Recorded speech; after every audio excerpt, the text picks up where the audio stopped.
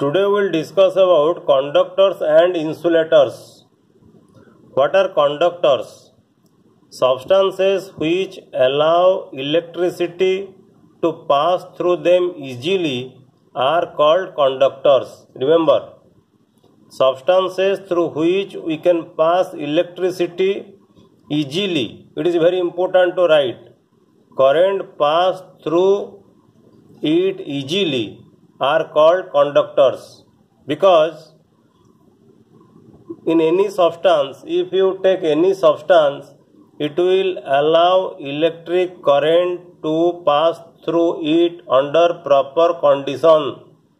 Okay, that is why we specify conductors as the substances which allow electricity to pass through them easily are called conductors. Why electricity is passed through conductors easily? It is due to the free electrons. Remember, it is due to the free electrons. Conductor can allow electricity to pass through them.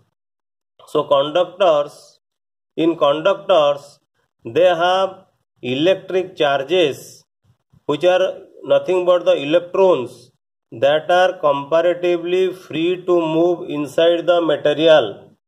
So in a conductor, the electrons or electric charges are free to move inside the material. What are the different examples of conductors? Examples of conductors are basically metals, human body or any animal body, earth, etc. What happens in conductor? If electric current is given to a conductor, or when some charge is transferred to a conductor, it readily gets distributed over the entire surface of the conductor. So charge given to the conductor gets distributed. It is not accumulated in a confined region, but the charges are readily get distributed over the entire surface of the conductor. The charges on metal leak through our body to the ground, as both are conductors of electricity. Our body conducts electricity. So, if you give some charge onto a metal, then that charge will leak or comes out from the metal through our body, and it passes to the ground through our body. The process of sharing the charges with the earth is called grounding or earthing. How the charge goes to the ground from the metal surface, this is called the grounding, through grounding or through earthing. In our home, we have also earthing or grounding facility. The extra charge, if the equipment are given extra charge, or if there is some leakage in the equipments, then the extra charge will flow through to the ground by a ground wire. Then what are insulators?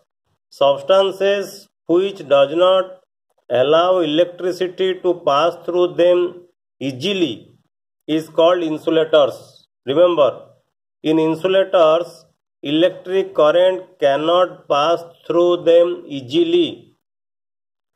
Non-metals like glass, porcelain, plastic, nylon, wood offer high resistance to the passage of electricity through them.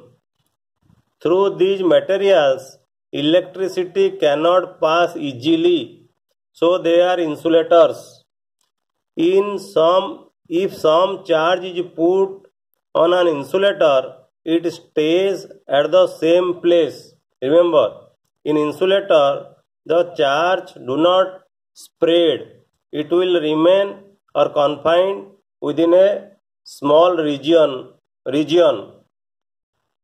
That is why we get static electric charges in insulators. In conductors or metals, we do not get static charges. Then semiconductors, substances which offer resistance to the movement of charges, which is intermediate between the conductors and insulators, are called semiconductors. So the resistance of semiconductor lies in between conductor and insulator. Here you have a question, why a nylon or plastic comb gets electrified on combing dry hair or on rubbing, but a metal article like spoon does not. Okay, a nylon or plastic comb gets electrified on combing dry hair because in nylon or plastic comb the charge stays at the same place.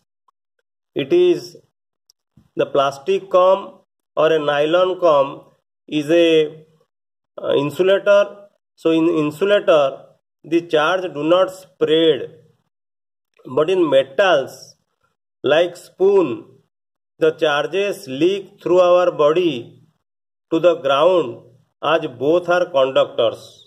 Okay, so in metals the charges leak through our body to the ground as both are conductors of electricity. In nylon or plastic comb this charge stays at the same place. Okay, so the most important property in insulator is that the charge do not spread, it remains at the same place. Remember, in insulators the charge does not spread, it remains at the same place.